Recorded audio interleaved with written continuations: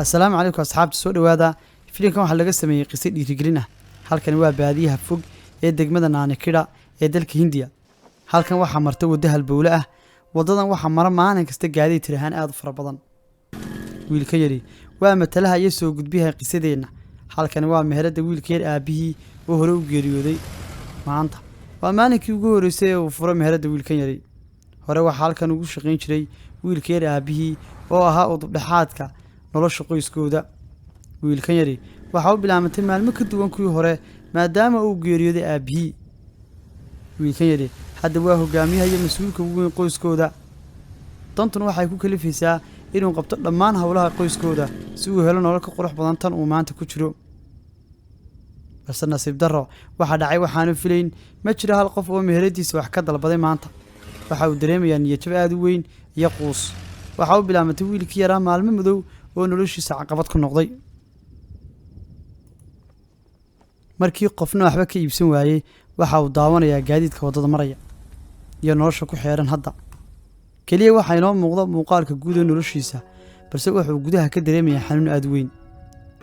hadda saacadu waa 6 fiidnimo ma jiro hal qof oo maanta wax ka iibsaday wiilka yar waxa uu la yaaban yahay waxa dhacay run ahaantii waa arrin murug leh waana nasiibka qaybtiisa xun ma ogtahay daawade qalbi jabay soboolnimo heerka ugu hooseeya iyo calooshaada oo maran waxa ay ku barayaan casharka ugu wanaagsan nolosha casharkan oo aan lagu dhigan fasalada dherega iyo raaxada hadda waxa yimid nasiibkii waa kanoo wuxuu soo garaacay albaabkii nolosha wiilka yar labada nin ee ka dhacsanay waxa ay ku xaajo gudanayaan aaga gidaarka yar ee tilmaanta wadada hadda waxa soo maray labadii cabtooy si ay u baabiyaan tirada saxda ah ee ku taala kaabada yar ee tilmaanta भगवान तो देख कब हो गया ना। हाँ यार चल अभी जाते हैं। हाँ चल चल labadan sikhraan waxay fursad dahabi siiyeen wiilka yar ee saboolka sababtoo ah qof walba wuxuu ka shaqeey doonaa tirada kiiloomitirka ee ku qoran rukunka tilmaanta waxaanu u baahan doonaa cisiisa tilmaan saxa maantana waa maalin kale oo nasiibkeeda wadata waa kan haddana wiilkii yaraa isagoo aaminsan inay maalmuhu kala duwan yihiin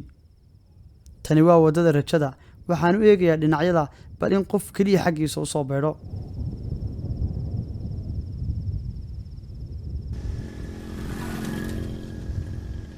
darawalkani waxa uu si taxadir leh u eegayaa rukunka yar ee tilmaanta isagoo ka shakisan tirada ku qoran waa kan u soo beedhay gaadhigii wiilkii yaraa waxa uu istaagay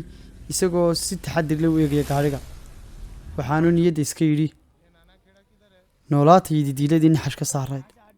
darawalku wuxuu weydiiyey wiilka yar masaafada ay u jirto magaalada Naanakida wiilkii yaraana waxa uu sheegay darawalka inay u jirto magaaladu 8 ilaa 10 kiiloomitir waxa uu weydiiyey darawalku wiilka yar inuu shaaxayo wiilka yar uu farxay waxaanu si degan ugu sheegay darawalka inuu hayo shaax markii uu darawalku cabay shaaxa waxa uu cagta saaray wadada isagoo oo sii wata safarkiisa wiilkii yaraa waxa uu bilaabay maalmihiisa wanaagsanaa waxaanu guranayaa midhihiisa markiisa waxaad moodaaba inay ku tahay darawal walba waajib inay ka cabaan shaaxa meherada wiilka yar marba mar ka dambaysa waxa sii badanaya dalabka iyo gaadiidka ilaa wiilkii yaraa ka daalayo waxa sii kordhaya darawalada doonaya in loo tilmaamo masaafada ay u jirto magaaladu waxa uu siraadmay wiilkii yaraa daawashada rajo markii hore ula muuqato riyo waxaanu dareemayaa farxad weyn